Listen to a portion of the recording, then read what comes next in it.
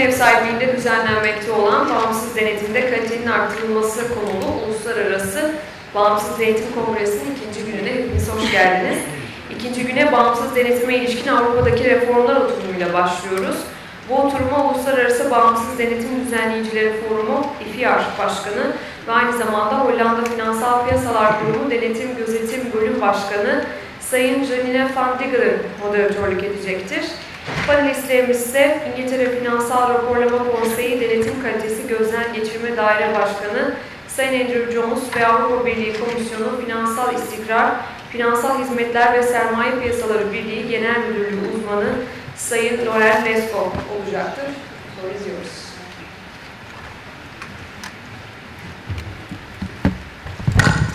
Good morning, everybody, and welcome back on the second day of this very interesting conference on enhancing audit quality.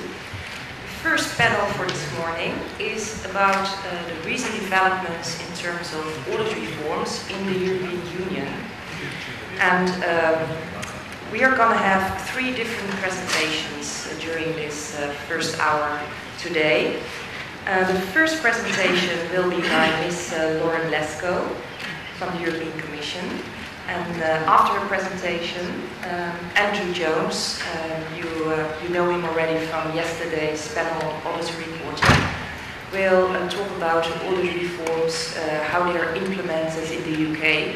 And then I will give a presentation on the recent regulatory developments in the Netherlands. And I hope we can end the presentations after about 50 minutes. So there will be sufficient time for you if you have any questions to ask us. So may I ask Ms. Loren LESKO to present to you the audit reforms in the European Union and the background of this whole process. Thank you. Well, thank you very much, Janine, and good morning, ladies and gentlemen. First of all, I would like to thank POA for the invitation to the European Commission and for the opportunity to take part in the second day of the International Audit Congress and to join this debate on audit quality. During my presentation today, I will briefly present the new European Union rules on statutory audit, which were adopted in April 2014, last year.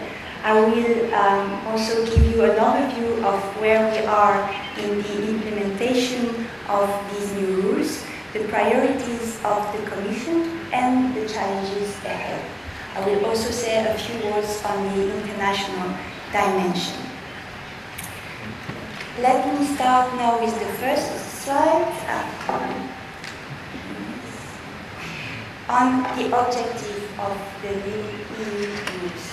Well, the objective is to improve the quality of statutory audit throughout the European Union with the idea that high-quality audits can help restore the confidence of investors in the financial information of companies, and by doing so can contribute to growth and to the uptake of capital flows within the European Union, so to the benefit of the economy at large. I will say a few words on the structure of the new EU audit rules. The rules are based on legal instruments, a directive, which is amending the existing directive in the European Union, and a new regulation. The directive sets out horizontal rules which will apply to all statutory audits in the European Union, while the regulation introduces specific requirements which apply only to the statutory audits of public interest entities, the so-called PIEs. The PIEs cover listed companies, credit institutions, such as banks, for instance, and insurance undertakings. And they will also cover any other entity which the member states of the European Union will designate as such. As far as the scope of the new rules is concerned, well, the new rules will apply to statutory auditors, audit firms, and companies operating in the European Union. I will now give a very brief presentation of some of the key measures which are part of the new EU audit rules, introducing the key principles that govern these rules. Principle number one is that of transparency. The aim is to enhance the information that is provided to investors and shareholders of audited companies.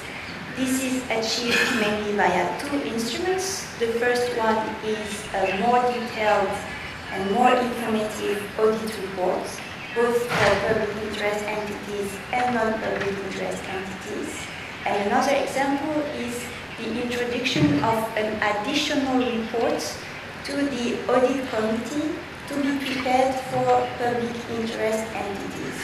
This additional report is not public, and the aim is to enhance and strengthen the communication between, on the one hand, the audit firm, the statutory auditors, and the other hand, the audit committee of the public interest entities. Second principle, that of independence, with the aim to provide statutory auditors with a strong mandate to be independent. I will refer here to three key measures. The first one is mandatory rotation. The principle is that a public interest entity will need to change its auditors after a maximum duration of 10 years. This is to enhance professional skepticism. Another example is the blacklist of prohibited non-audit services that auditors will no longer be able to provide to their audit clients. This is to limit the risks of conflicts of interest. And another example, last measure to enhance independence, is the cap that will apply to the fees generated by services other than audit, again to enhance independence. I will come back to these measures a little later. I just would like to say that the new rules also introduce options that member states can choose to adopt to adjust these measures to their national frameworks. Last but not least principle of choice, which aims to foster the diversity of the EU audit market and to limit the risks associated with high concentration, particularly at the top end of the EU audit market. And here I will just mention one measure, that the new rules prohibits the so-called Big Four only third-party clauses, which are clauses that third party can impose on company to artificially restrict the choice of auditors that they want to go for, typically asking them to choose one of the Big Four. So this will be prohibited with the new rules, both for public interest entities and non-public interest entities. Okay, moving on now to where we are in the process of implementation. As I mentioned, the new rules were adopted in April 2014 by the European Union, and they will become applicable in the middle of next year, in June 2016, throughout the European Union, which means that member states should have sufficient time to implement the new rules in their national frameworks. We are now in September 2015, so we are halfway through the process of implementation.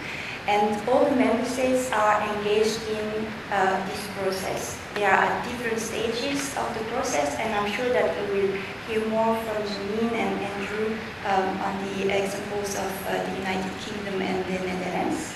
What is the role of the Commission during this process? Well, it is to facilitate an effective implementation of the new rule and to provide assistance to the member states in case there are questions on the practical implementation of the new rules.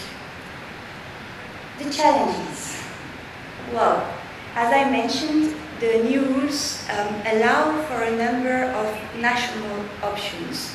To come back to the measures to promote independence, for instance, on mandatory rotations, member states can decide to shorten the rotation period for public interest entities. So instead of providing for 10 years, they can provide for a shorter period, after which public interest entities need to change their auditors.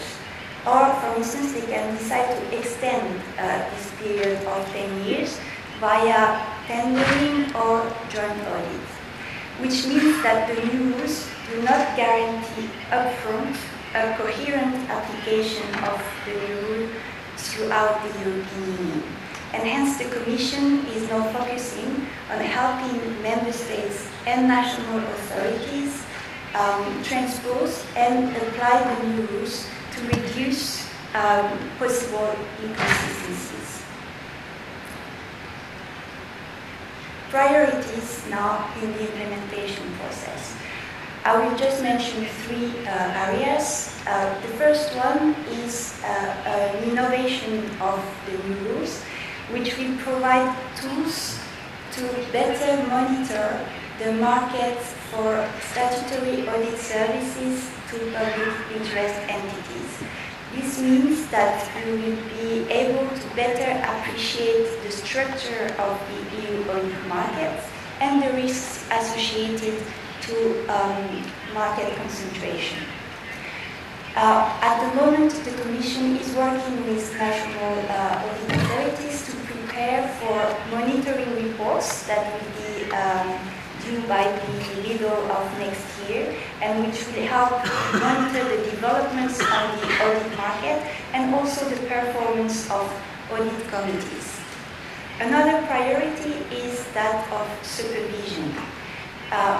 Within the new rules, supervision will continue to be carried out at national level, but there are several measures which will help to enhance the coordination of supervision at EU level. So that will help to have a greater coordination of supervision EU-wide. In particular, I would like to refer to the creation of a new body that will gather the national authorities of the EU, that is the CEAOB, the Committee of European Auditing Oversight Bodies, which will help facilitate the coordination of supervision activities throughout the EU, will be a forum to exchange information, best practices, expertise between national authorities, and provide expert advice to the European Commission. A few words now on another priority, which is that of international cooperation. As you know, the European Commission is committed to promoting and fostering international cooperation to the benefit of enhanced supervision worldwide and also to the benefit of enhanced audit quality. So the new rules have not changed the framework for cooperation internationally. It is based on a regime of equivalence and adequacy, and the Commission will continue its efforts on these fronts. Particularly, I should like to refer today to the ongoing dialogue that is taking place with POA on that front to strengthen further the cooperation framework between national authorities of the EU and POA, and look forward to productive discussions in that area. While I am on the international dimension, I would just like to say a few words on the international standards on auditing before coming to my conclusion. The new rules maintain the possibility for the European Commission to adopt the ISAs at EU level. They do not set an obligation nor a deadline for the Commission to adopt the ISAs. And so in the meantime, the national auditing standards will continue to apply, and the Commission will also continue to work on this matter with the Member States in close cooperation.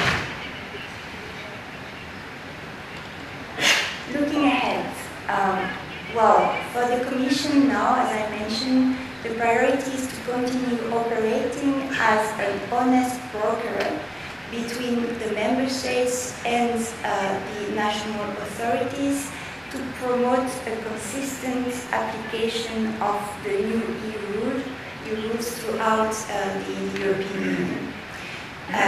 The Commission will also closely monitor how the new rules are implemented in the member states and will take stock of the implementation to have a sense of how the rules work in practice across the European Union. Another aspect I would like to stress is the debate and the global debate on audit quality. As on the one hand, the new EU rules put the EU at the forefront of wider international efforts to promote audit quality. So there is a lot of appetite from foreign jurisdictions or countries around the world in the impact that the new rules will have on the EU audit market, and the Commission is very aware of this. And on the other hand, the Commission is also following very closely ongoing initiatives that are currently being promoted to enhance audit quality. And I can cite here as an example, for instance, initiatives that were discussed yesterday from the PCAOB or from IFIA or from other organizations such as the FSB and the Basel Committee. So we very much look forward to discussing further audit quality with you and to explain how the new EU audit rules can play a role in enhancing audit quality worldwide. Thank you very much.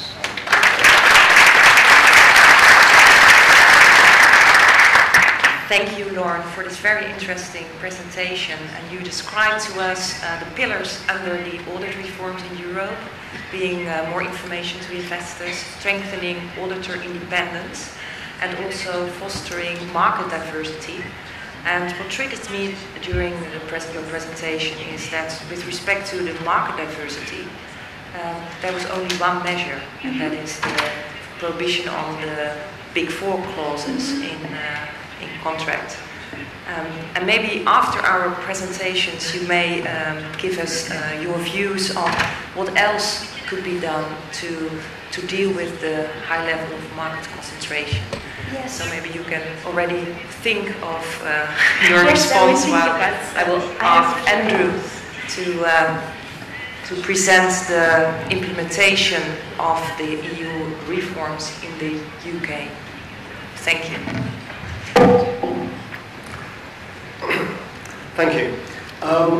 You've met me before yesterday. I'm Andrew Jones, and I'm going to talk briefly about reforms in the audit market in the UK over the last 2 years. This will include a brief overview of the UK extended audit report, but bearing in mind that I covered that in some depth yesterday and some of the time pressures, I won't spend too long on that. There are a number of different drivers to changes in the UK. The UK Competition Authority, now called the Competition and Markets Authority, had a very comprehensive investigation into the audit market. The extended audit report I referred to yesterday, the role of audit committees and audit quality, the UK audit inspection regime and changes we've been making there, and of course the implementation of the new EU audit directive and regulation. There's been a lot going on in the last couple of years. There really has been in the UK, and elsewhere, of course. So, what did the Competition and Markets Authority have to say about the audit market? They were asked to, well, the background to this, of course, is that the UK market, and it isn't that different in many other countries, is characterised by large listed companies having a very long relationship with their auditor. So, the question for you, what year marks the first fatal car accident, the first use of medical x-rays, and the first time PwC, or its predecessor firm, became the auditors of Barclays Bank? Well, the answer is 1896. So Barclays have been audited by PwC or predecessor firms since 1896. There is a tender process now going on, and PwC have been asked not to take part in the tender process. And that's now become very common, that there's a lot of change in the number of auditors, in who auditors are, and incumbent firms not being asked to re-tender. So the Competition Commission, that was the previous body to the Competition and Markets Authority, reported on audit services for large companies, in particular whether there was adequate competition in this market. And some of the things they came up with was audit tendering. We've heard from Loren how that is also being taken forward, or has been taken forward by the EU. But they basically required companies to put their audits out to tender at least every 10 years. Although incumbent firms can be asked to re-tender, that often doesn't happen. In terms of AQR inspections, my own team's independent inspections, they wanted us to inspect audit firms, the major audit firms, more frequently, and they wanted us to inspect individual audits of companies in the FTSE 350 on average once every 5 years. That effectively doubled our workload in looking at large company audits, because previously we'd been looking at about 35 of those a year, and now it's got to increase to about 70 a year. Of course, the reason for them wanting to do this is because when we complete an audit inspection of a company, we issue a report to the audit committee chairman, and that provides more information in the marketplace. Did the auditor do a good job? Did the auditor do a bad job? Should we consider changing auditors? Big Four clauses, Loren has mentioned also, and they have now been banned in the UK.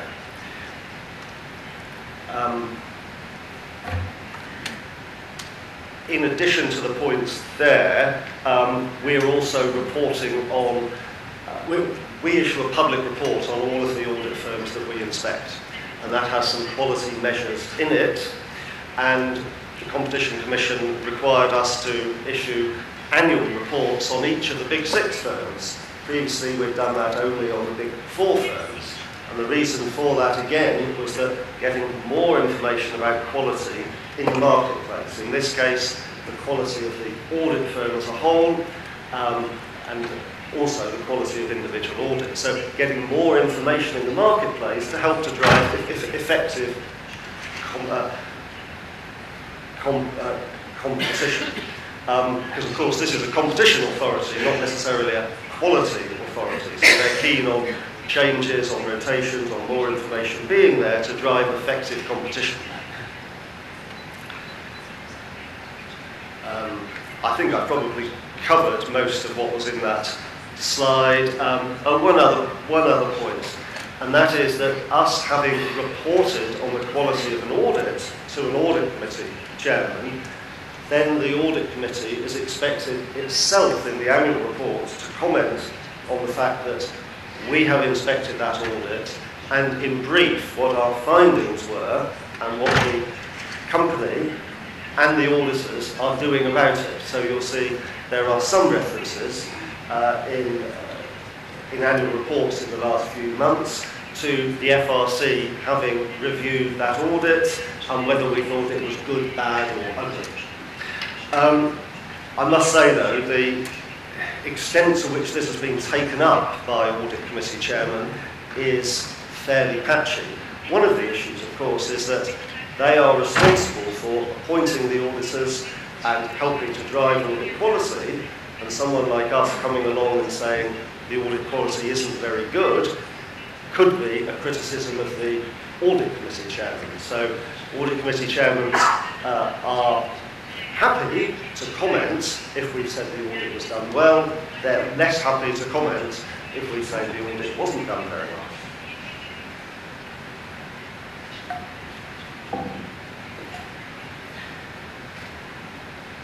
Audit tendering. Audit tendering has seen major changes in the light of FRC encouragement over a number of years for there to be more rotation and more tendering for auditors. So the CMA recommendations further encouraged that.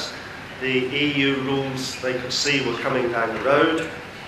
Audit committees could see that the trend was only moving in one direction: more tendering and more encouragement to change auditors.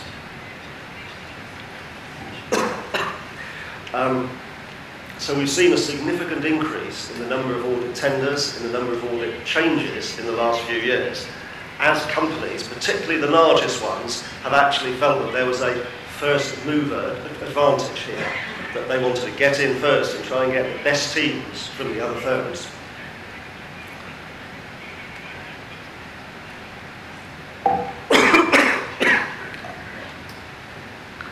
So you can see from the slide that amongst the FTSE 350, the largest listed companies in the UK, there have been more than 50 tenders in 2004, up to 2014-15. Many high-profile changes you can see there. And one of the trends is that changes are announced, but they're not immediately effective. So you see changes, especially for the major banks, being announced, but they don't take effect for a further 2 years.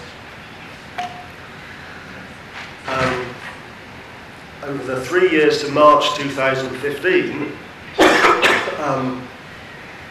the number of tenders have been 28% in the FTSE 100 and 20% in the FTSE 250. Now this compares with sort of tender rates of maybe 5% in the past. So this is such a huge increase, and the backlog of tenders is very large in the UK. Now, when you hear about tendering, you automatically think this is just going to be a competition about price. There is an effect on price. We've done quite a lengthy research project,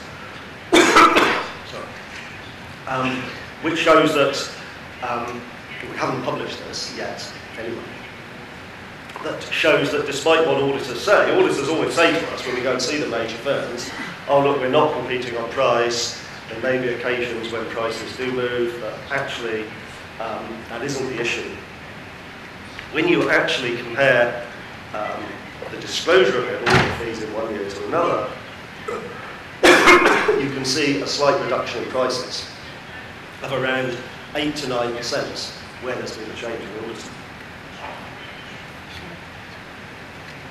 Now, this huge increase in tendering and the extended audit report, in my view, is the major change in audit in the second decade of the 21st century.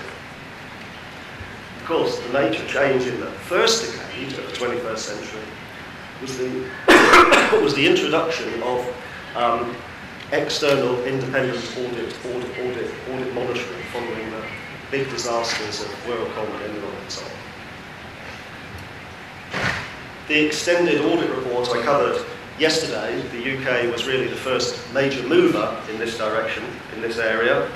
So effectively, for December year ends, first applied to December 2013. We've been through a second round for December 2014. And the new requirements apply to all companies applying the UK Corporate Governance Code.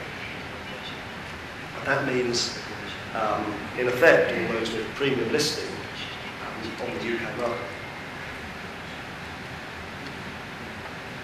market. The new requirements are set out on the slide. They've been enthusiastically adopted by firms. The firms have been innovating, as I showed yesterday, use of graphics, some very lengthy reports dealing with what their audit work is, how they have addressed risks. But there's still a lot of work to do for firms. I mean, we find lots of examples, well, not lots, maybe 1 in 10 cases where the audit report doesn't fully and properly explain the audit work that the auditors have undertaken. It somewhat exaggerates the audit work they've undertaken and somewhat exaggerates the scope and the coverage of the audit across the whole group. Audit committees, we believe, are vital to helping improve audit quality, and we've written a report, we refer to it as a practice aid, to help audit committees, help them assess the quality of external audit. It's a requirement that they do so under the UK Corporate Governance Code. This deals with things like assessing the mindset, skills and knowledge, strength of character, quality control processes. This was issued in May. It's proved very popular. There was a long version and a short version. It wasn't written by my department, it was someone else in the FRC. See, the FRC were in the fortunate position of being a regulator dealing with lots of aspects of financial reporting and audit. So we have a team who can do this sort of thing. It's quite a lot of input from the profession, it must be said, in this. Nevertheless, it has been actually very popular with audit committees. What sort of things should they be looking for? My own team has had to increase the activity quite considerably.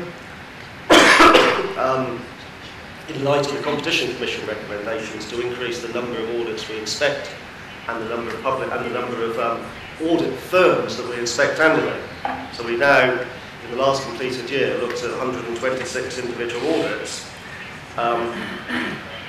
It's worth emphasising that we've seen a steady increase in audit quality. Taking a 5-year view, we find that, taking a 5-year view, the proportion of audits in our top 2 quality categories have increased from less than half to 2/3. That, of course, still leaves 1/3 in the bottom 2 audit quality categories. This highlights a particular feature of our inspection regime, and that is that rather than just identifying findings or issues, we try and take a holistic view of the quality of the audit work we've seen and accord that an audit quality assessment, an audit quality rating, using 4 different grades or levels. And therefore, we can better track any trends over years, and hence this trend over 5 years. We also undertake some thematic reviews. 15-16, the current year, we're increasing the numbers to 140. 70 FTSE 350, which will achieve or just about achieve the Competition Commission's requirements. We always identify some priority sectors to particularly focus our work on. You can see those there. Some are obvious because of stresses in the economy, such as extractive industries. Some relate to particular issues which have arisen in the previous few months, such as food and drink, which relates to the Tesco issues with supplier rebates. This, of course, has a direct impact on our staffing. With more inspections, we need more staff and do recruit. Now, to wrap up, implementing new EU rules has been a big project for the FRC. And that's ongoing. Given the FRC is responsible for standards and codes and for financial reporting, corporate governance and audit committees, there's lots of different aspects that need to be changed within the FRC, and we have project teams working on that. The impact on my own unit, the inspection unit, is more straightforward.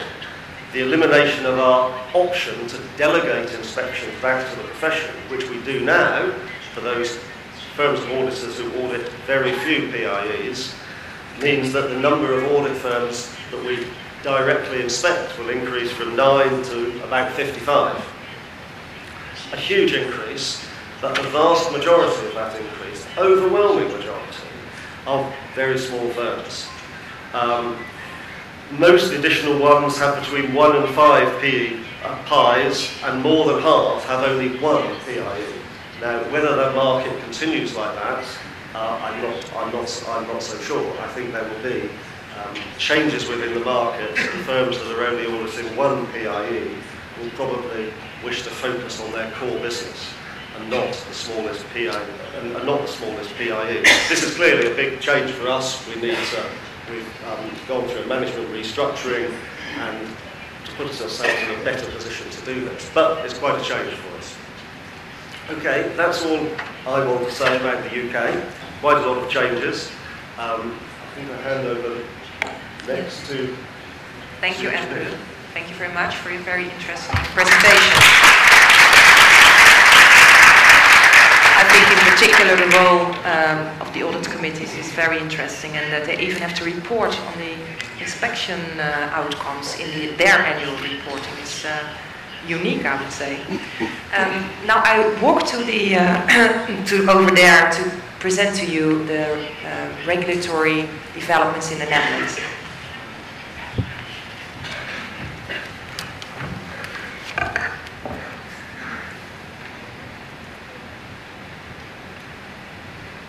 What's happening here?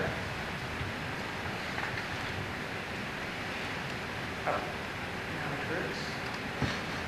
Yes. I'd like to update you on the recent developments in the Netherlands. I will do so by starting to talk about how we implemented the EU reforms, or are in the process of implementing other reforms from the EU. But also, and that's the major part of my presentation, what other domestic regulatory changes are taking place in the Netherlands. Because in the Netherlands, auditing is high on the agenda of members of parliament, and that's why we also in the Netherlands, I think, have a sort of unique situation when you look at auditing. In the Netherlands, as I said, auditing is high on the parliamentary agenda, and that actually was caused by the financial crisis. And there were some unexpected insolvencies and banks that needed to be bailed out, while there were quite recently clean audit opinions issued by audit firms. And that actually made that the Dutch government was very much focusing on audit quality all of a sudden.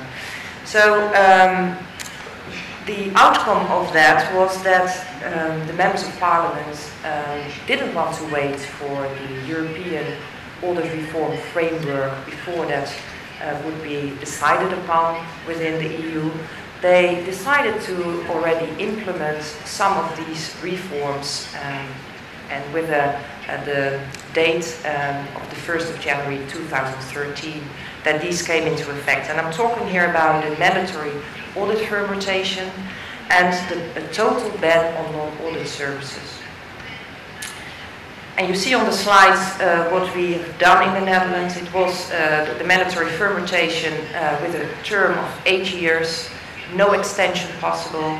There was a transition period of 3 years. We're still in the transition period because the audits of PIEs need to be changed by the 1st of January 2016.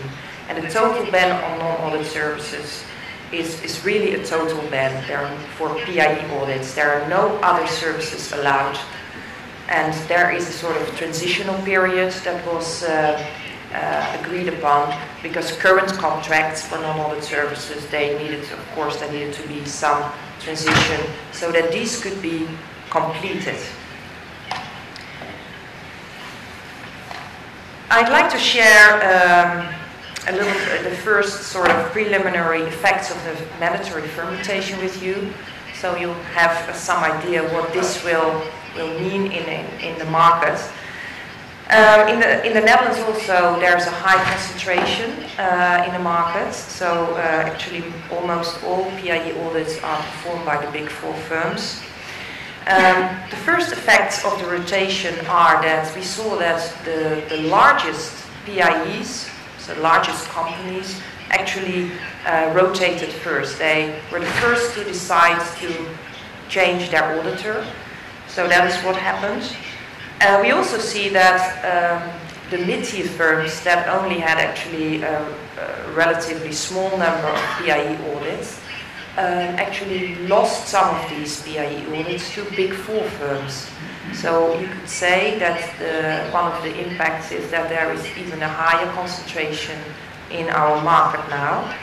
And potentially there is more competition on price. It's difficult really to say already, but if I talk to the Big Four firms, they all say, yes, there is still a downward trend on the fees because of this rotation and the tendering. But on the other hand, they also say, yes, we also now have other tools that we use in our audits. We tell the potential clients about it. I'm talking about data analytical tools that are also make the audits more efficient. And they use also more and more offshoring centers to do parts of the audit. And that also is, in terms of, is also something that drives efficiency. So it's very difficult to tell, if you look at the downward trend in audit fees, what is really because of efficiency and what is because of, the tendering and the fierce competition. And the last thing I like to say is that there's potentially less industry-specific experience because there is more diversification. So there are now audit firms that did not have that much, let's say, financial audits, financial services sector audits, now start doing those. So that is also something we as AFM will monitor closely, what that will mean in terms of audit quality. Regarding the ban on non-audit services, what is interesting to share with you maybe is that I told you that there's this transitional period during which the audit firms were allowed to actually continue already the contracts they had agreed for non-audit services. But what we also saw is that actually they used this period to also enter into new contracts for non-audit services, which was of course not in the spirit of the law. And as the AFM, we actually did a sort of thematic review. We reviewed at the firms the contracts, the non-audit services contracts they entered into just before this new law came into effect. And based on our outcomes, we saw that they actually sort of took advantage of this transitional period, which was not the intention of the legislator. They had to terminate these contracts and withdraw these contracts because this was actually against the spirit of the law. And it showed us that the commercial interests of doing non-audit services are very high, and that also gave us the belief that it's very good and necessary that there is a prohibition, a further prohibition on non-audit services to strengthen auditor independence.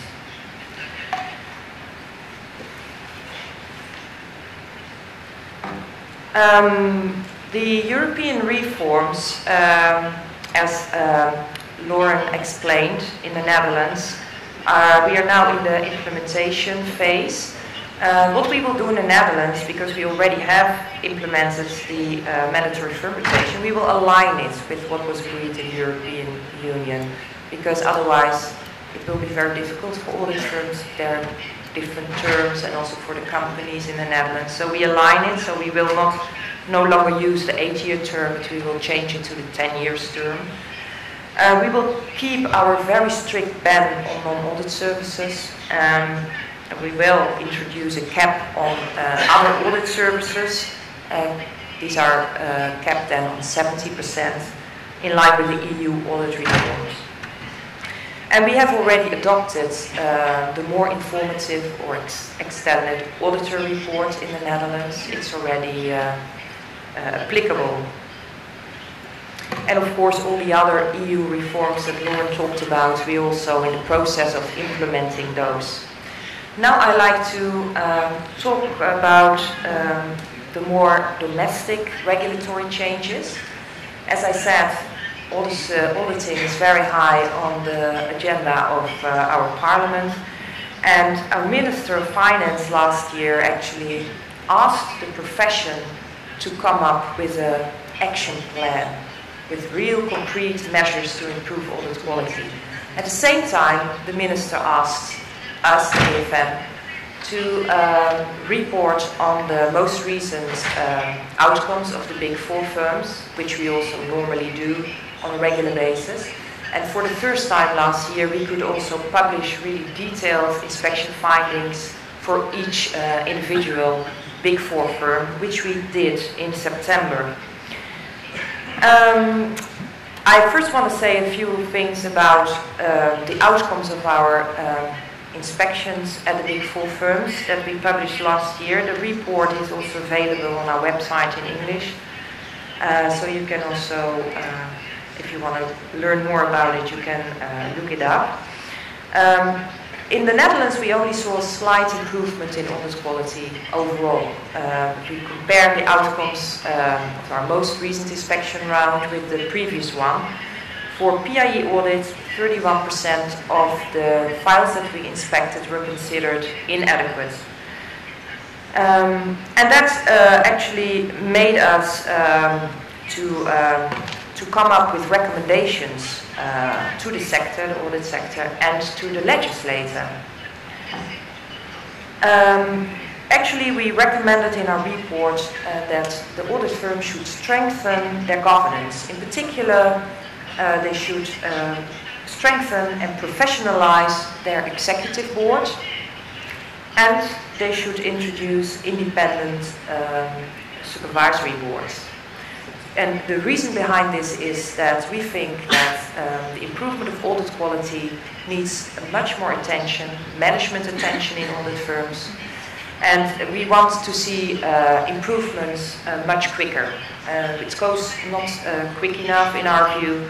So we think that if they professionalize the boards, have more time, to really run the audit firm, so not large client portfolios on the side, this will help. And also that by an independent supervisory board of an audit firm, this independent supervisory board could really monitor what the executive board of the audit firm is doing on the actions that are needed to really improve audit quality.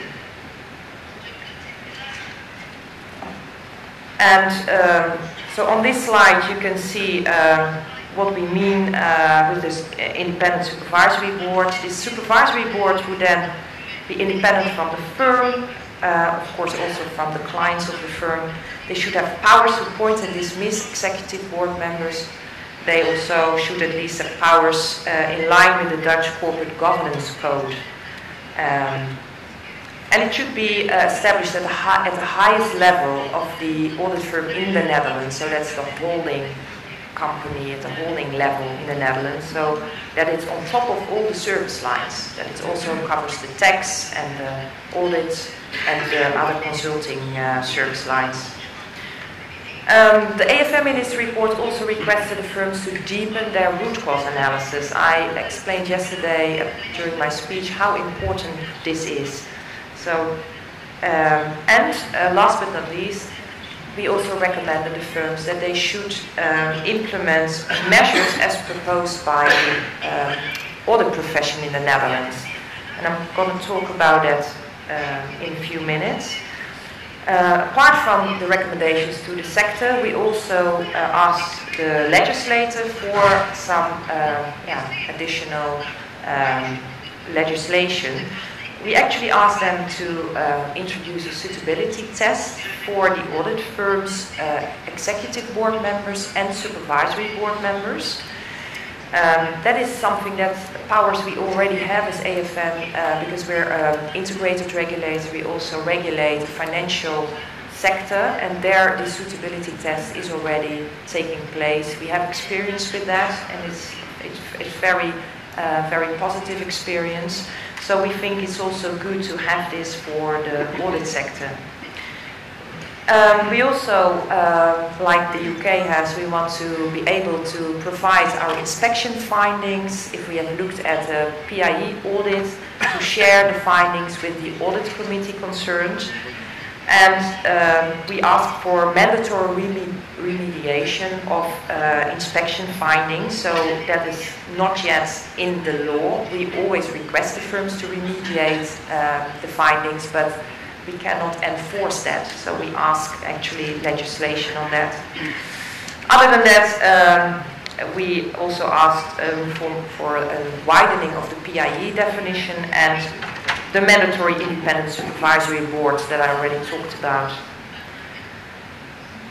And at the same time, there was this report published by the professional body in the Netherlands. This is a very unique thing, because actually the profession in the Netherlands, they did a sort of root cause analysis on a sector level, and they came up with a report that contains 53 measures that they think that they all need to implement, the sector and audit firms need to implement.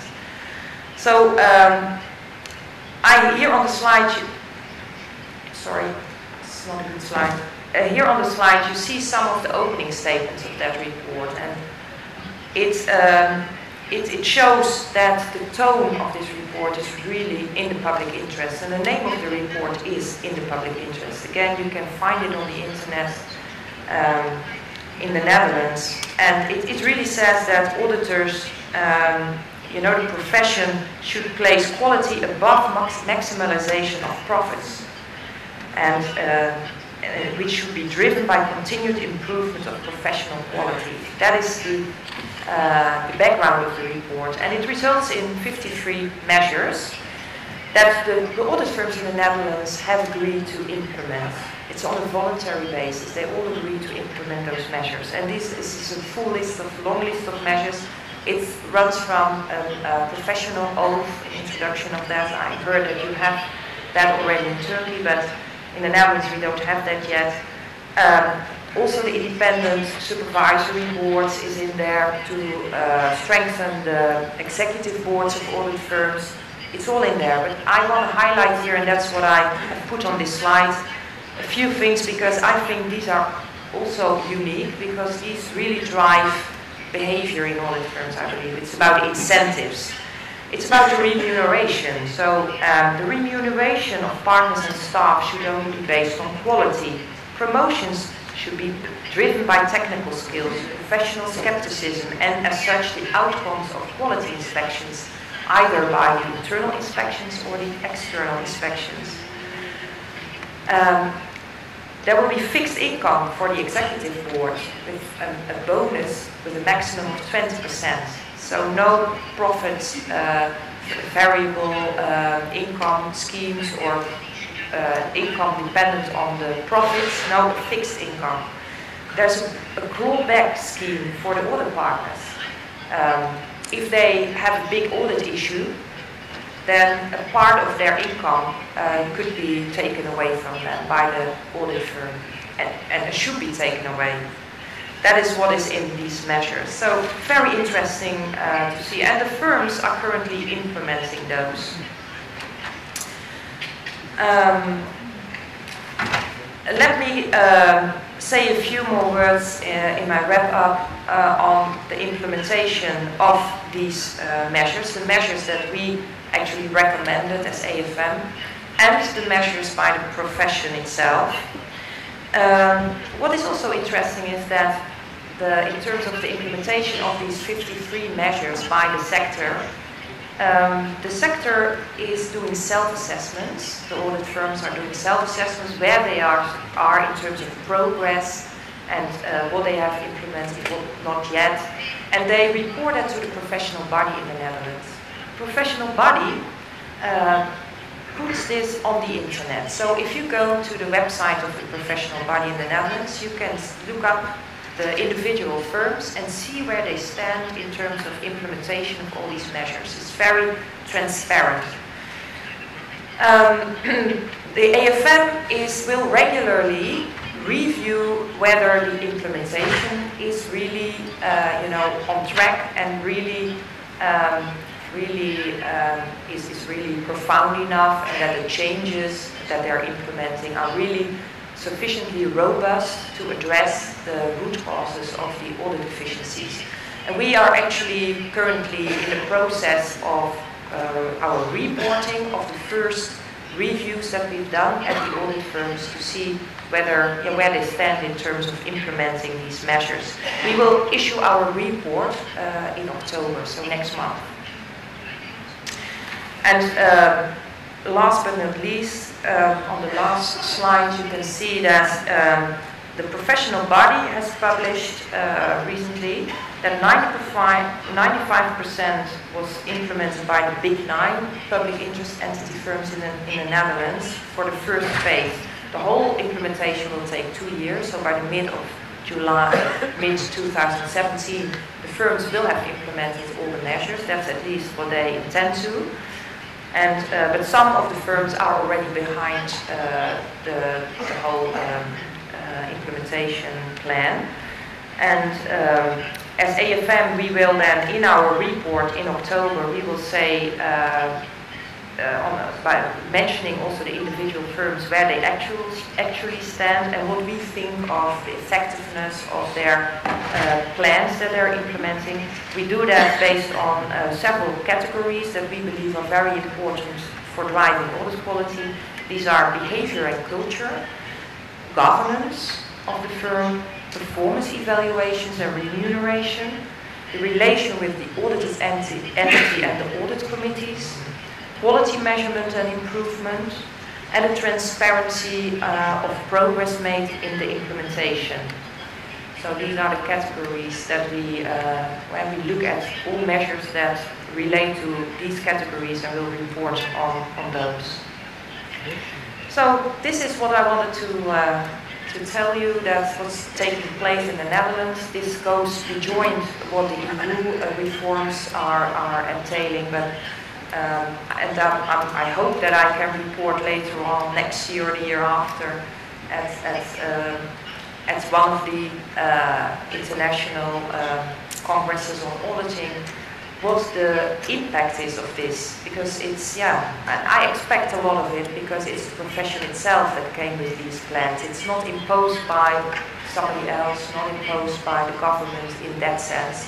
The measures were designed by the profession themselves, so I hope that this will indeed contribute to improvement of audit quality.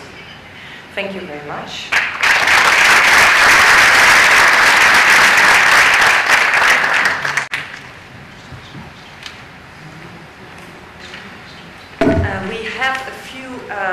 We have time for a couple of questions, and after Loren's presentation, I asked her what the Commission view is on fostering market diversity, if there are other things they want to see in the market, apart from the big four reports.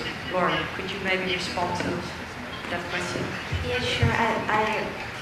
Of course, I was very interested in the presentations that both you and Andrew gave, because I think that partially answer your question. It is true that I mentioned only the prohibition of the Big Four only clauses as an example of a measure that should foster market diversity.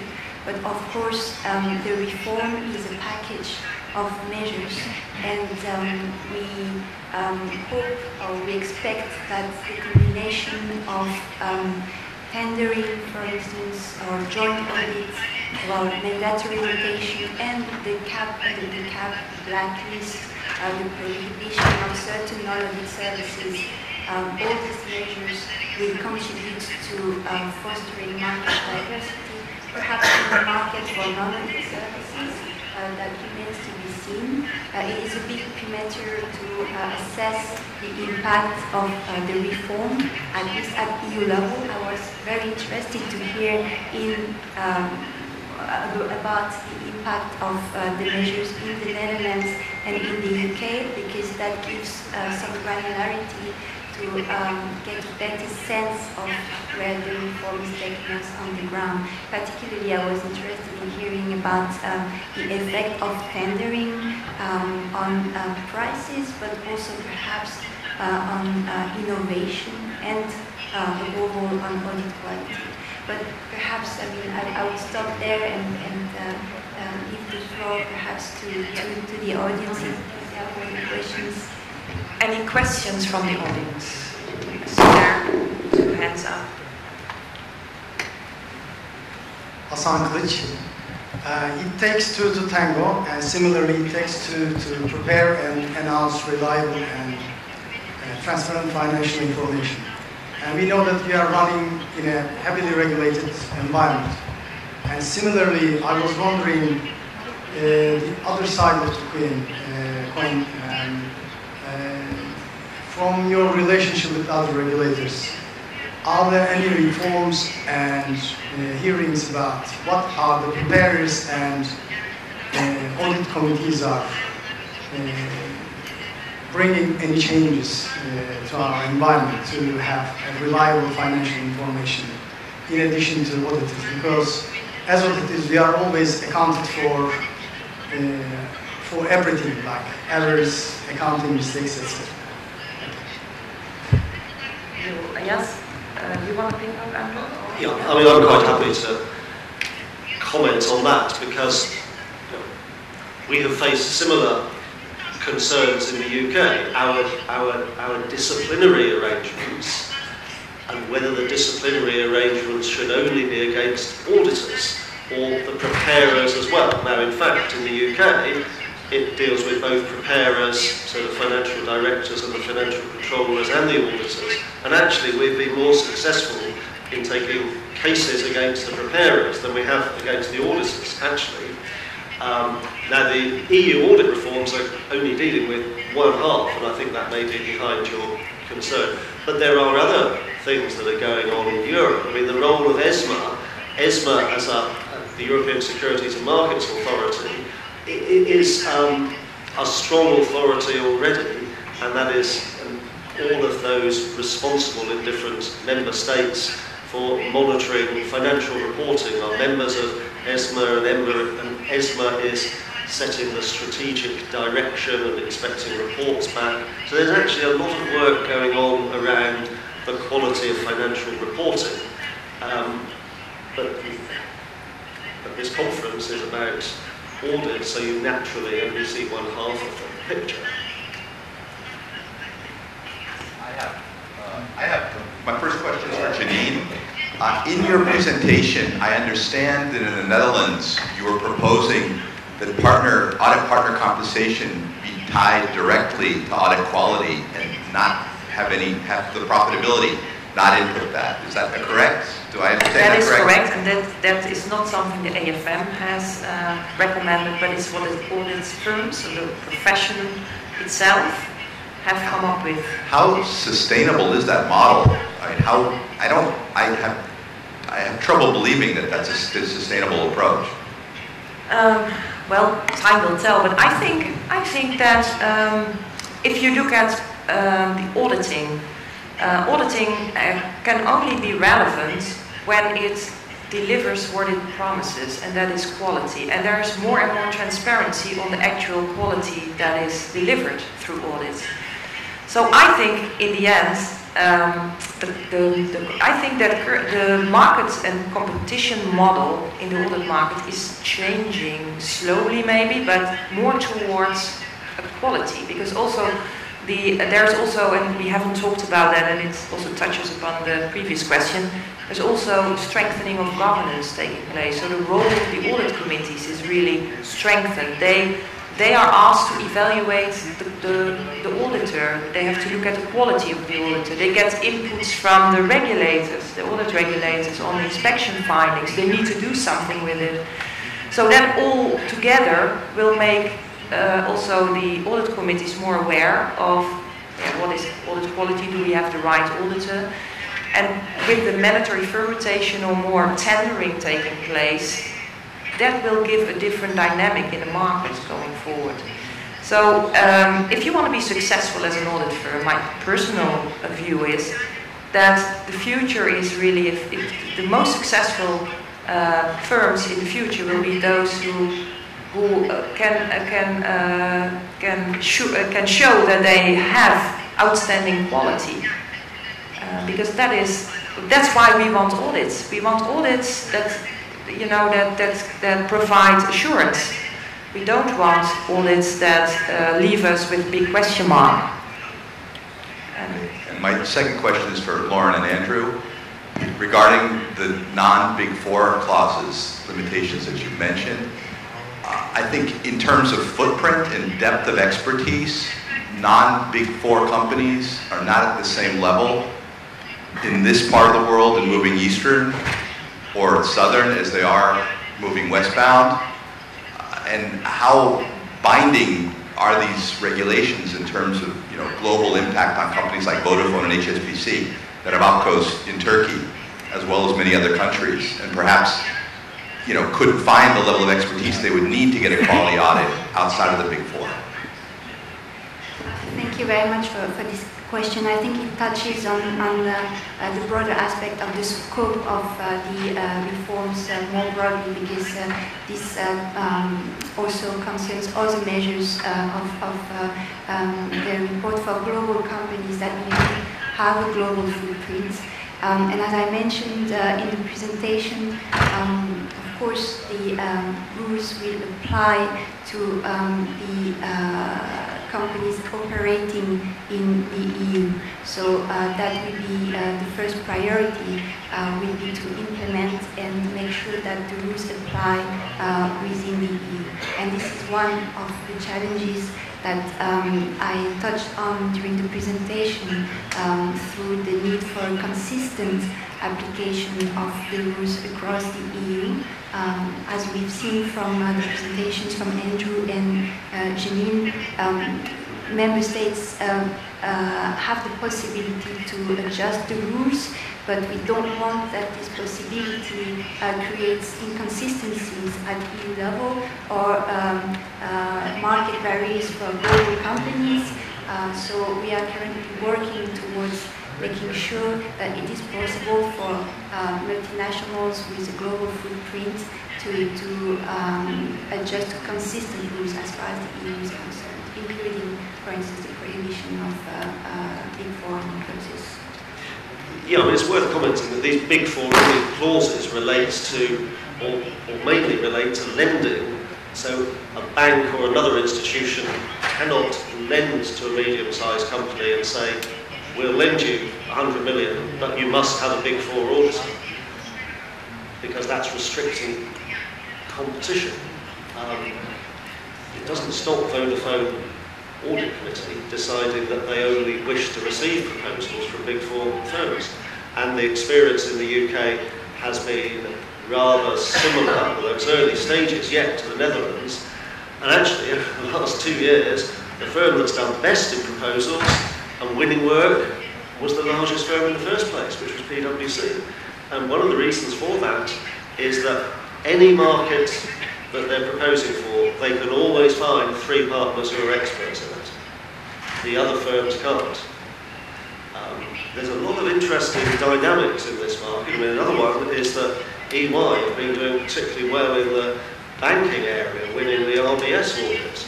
But I know, I'm not saying here, how many staff they need to recruit in a short space of time to actually do that job effectively. I mean, we're monitoring that on a monthly basis to see whether they can recruit those experts in necessary time. PwC, who've lost Barclays, are being pestered all the time by search people phoning up their staff and saying, why not come and join EY?